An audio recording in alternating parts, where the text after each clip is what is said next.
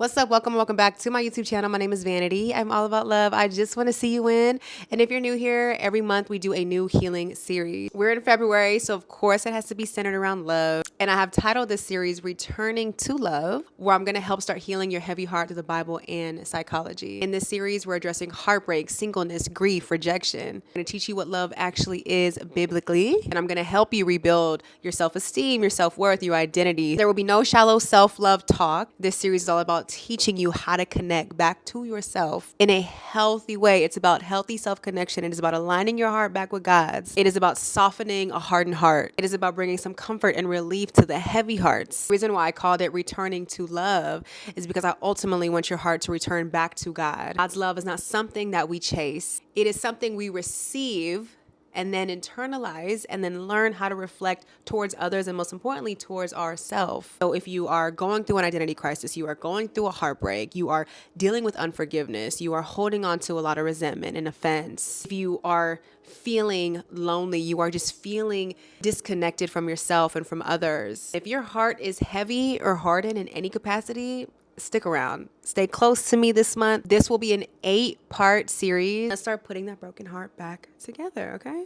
Great. So welcome to part 1 of this series. I'm going to be talking to you about why love hurts so much. And this is going to be broken down into 2 teachings, explaining why we are made for love and why heartbreak and pain is not a form of weakness. I decided to kick this series off with talking about why love does hurt, because that's probably where a lot of you guys are. You are in a painful spot, and it probably does hurt whatever it is that you're going through. And a lot of times this can come with just all kinds of negative emotions: shame, guilt, frustration, resentment, sorrow, grief, regret. The list goes on. That's why, as beautiful as February can be, it can also hurt for a lot of people. And I think a lot of times, because of all the pain that we go through, for the sake of love, we often struggle with the fact that love really does wound us sometimes.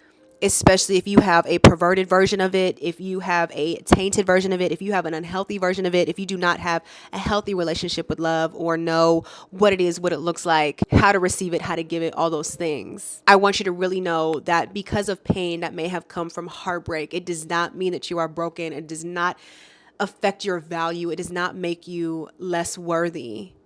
We were designed for love and to love. We were designed for it. It is not something that you are not capable of giving and receiving. So please sit with that and please understand that. So we got to get back to the root. We got to get back to the basics. God designed humans as relational beings. From the beginning, love was not optional. It was foundational. And psychology confirms this. We are biologically wired for attachment. Our nervous system is shaped by connection and safety and emotional bonds for a reason. So of course, when love is lost, when it's distorted, when it's perverted, when it's stolen, when it's manipulated, when it's withdrawn, it doesn't just hurt you emotionally, it affects you. It affects your mind, your body, your spirit. So if you are watching this with a really heavy heart, maybe it is freshly broken, maybe you are carrying something really old, I want you to know something right away. You are not weak, you are not dramatic, you are not too much, you are not overly sensitive, you're human. Just again, I want to keep reiterating that. So let's take this back to Genesis. In Genesis chapter 2, verse 18, where God is saying, hey, it is not good for man to be alone. I want you to pause for a moment and realize that this was before sin, before brokenness, before a fallen world, before abandonment. Even in the perfect world, right? Isolation was called not good. So that tells us something very powerful. We're not designed to be isolated. We were not designed to do life alone. And going back to what I said, this is why love was not optional. It was foundational.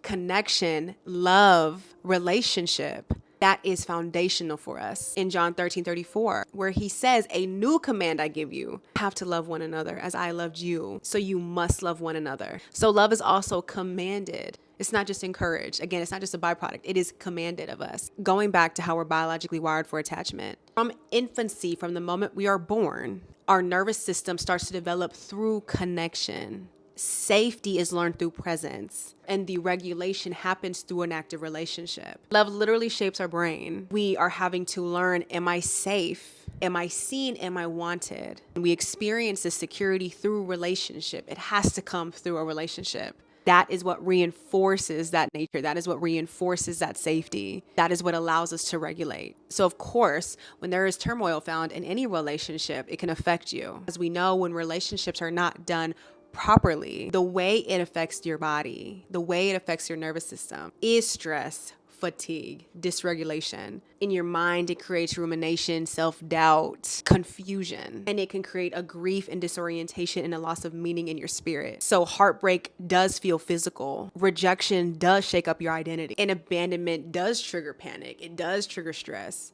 It does trigger fear, because all of that goes against how we are wired. Now, a lot of times we take this pain and we make it personal when it's not personal. It is really just your body and the way you are wired responding to a relational wound. Because remember, at our core, we are capable of love and made for love. And this is also why I wanted to call this series Returning to Love, because when you are dealing with all of those relational wounds, rather they were created through a relationship, a romantic relationship, a family member, a friend, a life circumstance. When those wounds start to be created, it can lead to so many defense mechanisms that start to harden your heart and start making you feel so guarded. And depending on what you've gone through, right? Depending on the trauma you've experienced, depending on the pain that you've had, it can get to a point where you completely lose sight of love in general.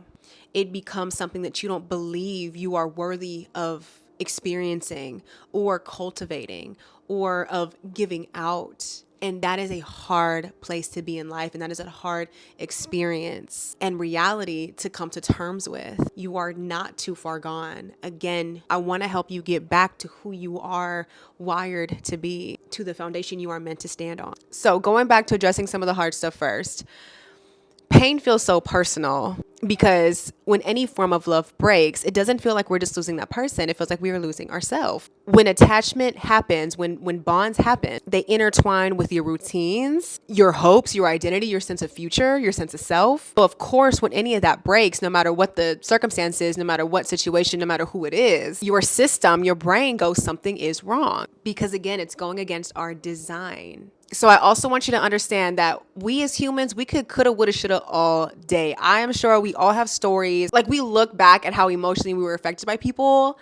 And some of us can look back and like literally laugh and be like, yeah, I don't know what I was thinking. Or we look back sometimes and we're just embarrassed, right? Like I cannot believe I begged, right? Or I can't believe I was made to look like a fool. Like, I cannot believe that I did all that for somebody, right? Like we all have that experience to some degree, but I want to pause right here and just remind you that love hurts so much because it was not meant to be shallow. The way that we're wired, having these deep connections, having these emotional bonds, right? Our nervous system wanting safety and wanting familiarity and wanting to do life with people, again, that's very real and that's just normal. So you're normal and you're fine. The depth of your pain is not evidence that you love wrong or that you are not deserving or that you are doing too much or you're doing something embarrassing or you're doing something cringy. No, that's just evidence that you are trying to love in the way that you were created to love. That's it. It's just all a trial and error type of experience. So your goal should never be to stop loving deeply. The bigger goal is learning how to heal when it does wound us, because that's going to happen. That's going to happen a lot in our life. And that's where a lot of us don't know how to pick ourselves back up. So any pain that you go through makes sense. Any reaction you've had to somebody makes sense. No matter how much you regret it, how much you may look back and like think like, oh my God, I don't ever want to love like that again. Just embrace you being a human. I keep saying this because I know a lot of times when we are going through things like this or we're dealing with a heavy heart, and we're experiencing all this pain, grief, rejection, we like to ruminate a lot. And we like to do this whole woulda, coulda, shoulda. We like to, beat ourselves up about how we reacted. We like to make things bigger than what they are. But y'all, we are just all human beings. All right? Like, it's okay. It's okay that you are learning how to love. It's okay that things don't work out. It's okay that sometimes, pain does happen.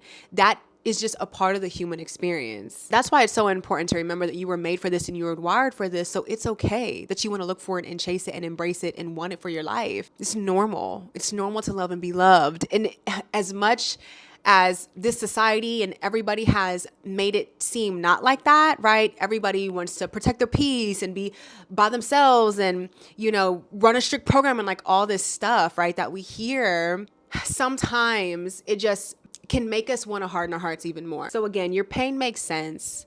Your heart may be broken, yes, but it is simply just responding. So moving on to the second part of the teaching that I want to give you, that your pain is not weakness, okay? Psalm 34:18 tells us the Lord is close to the brokenhearted and crushed in spirit. A lot of us feel shame or guilt or even get real prideful when it comes to how deeply heartbroken we get or become. But again, pain and reaction, it's not a sign. It's not always a sign of emotional immaturity. Pain is evidence that you opened your heart. Psychology will call this attachment grief. It's just your nervous system responding to a loss. And again, that's going to happen throughout our life. In the Bible, it's referred to as being brokenhearted. And as that scripture tells us, God is near. Jesus is near to those who are brokenhearted and crushed in spirit. And a lot of where this shame comes from is we'll tell ourselves, like, I should be over this by now. Or, you know, other people have it worse. Like, it could be way worse. Or sometimes we get mad at ourselves, like, why is this affecting me? Why am I so affected? Like, why is it bothering me? And why can't I get over this? But like, they can. Like, why do I have to go through the pain?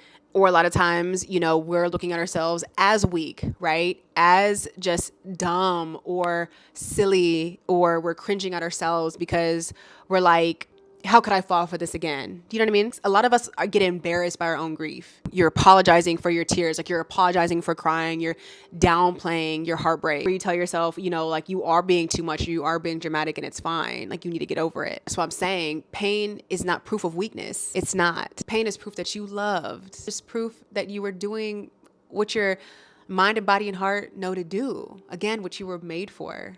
There's no shame in that. There's no guilt in that. Again, scripture doesn't say that the Lord is near to those who are mentally tough. He's near only to the people that know how to move on quickly. Like, no, he's near to those who are crushed in spirit and broken. Scripture does not shame that deep pain, and neither should you. Scripture names it and it honors it. Honor what you felt. Honor what you went through. Honor how you showed up. And it takes two to tango. Nobody's perfect, right? We all know what it's like to hurt people and to be hurt. We all have sad stories, but don't be so hard on yourself. Don't ruminate and don't sit in that grief because you feel like you deserve it and because you feel like you need to. Everybody tries to the capacity that they can love, just point blank, period. And sometimes that works out between people and sometimes it does not. That's where compatibility comes in. And even while suffering through attachment issues, because newsflash, we literally all have attachment issues to some degree, which we'll talk about in other parts, there's still no shame in that. Like, you can't control how you were raised. You can't control. There's so many things that we just cannot control that happen to us. But again, that does not mean that you cannot return back to love and return back to who God made you to be. And another way that you can kind of reframe this is heartbreak and pain. It's not something that you hide from God. It's actually something that draws him nearer to you. And I also want you to understand, grief just means something meaningful was lost. And it's okay that you also found somebody meaningful. Rather, they ended up being, you know, the worst person in the world, or rather it didn't work out, or rather they did disappoint you, or no matter how they impacted you, like, at one point they were meaningful to you, and that's okay too. Like, that's okay too. I know a lot of the heartbreak comes from disappointment, comes from, you know, the whole not reaching potential or seeing something in somebody that you couldn't really experience right with them. But don't judge yourself for caring for somebody. You know what I'm saying? Like, don't judge yourself because you were drawn to somebody, because you felt deeply for somebody, because you created something meaningful with somebody. Because again, that's what we're meant to do. Like, that is what we're wired to do. We're spending our entire existence doing that, connecting with other human beings. And connection comes with a lot of chaos sometimes, with a lot of trial and error and ups and downs and wins and losses and attachments and detachments. I mean, it is just like truly a part of the game. It just is. You know how we hear, or I've been hearing a lot often, that yearning is dead? That's an absolute fact. Nobody yearns anymore. We're always getting told, like, don't get too attached. Again, protect your peace, protect your heart, be strong. You don't need nobody. Don't ever depend on nobody. We're starting to make connection look so flawed, and it's not. We're designed for love. When love is disrupted in any form, pain is just our natural body's response. Yes, love hurts so much. It can hurt so much, but don't ever forget, we are designed for love. First and foremost, we are designed for love. You are designed for love. You are capable of love. You are capable of receiving it, cultivating it, giving it out. Because remember, God's love is not something that we chase. We receive it, we internalize it, and we learn how to reflect that in ourselves and others. That is life work in a nutshell, you guys. Yes, it hurts, but we're designed for it so you can return back to it at any time. And the pain that comes with love sometimes, it's not weakness. The depth of your pain is not a measurement of your strength and weakness. It is a reflection of your capacity to attach. Attachment is not something that you want to erase or that you want to water down or that you want to ignore or that you want to run away from. Your attachment is just something to heal. And you don't heal your attachments and the way you connect with others through shame and guilt and hardened heart and guarding. You heal by just understanding how you were wired and understanding what your heart has been through. That healing really does begin when you stop trying to fight your feelings and just start to better understand them. I want you to ask yourself a few things. Where did you learn that loving deeply is a flaw? And I really want you to sit down with the pain that you are still holding on to. I need you to sit down with God. And I need you to be open-minded to tending to it and not ignoring it anymore. So if your heart feels heavy this February, you're not behind. You're not the only one. You are human. God is near. I'm here. I can't wait to get into the rest of these parts with you guys. In part 2, we're going to be talking about what love is not. Okay, so I will see you in the next video.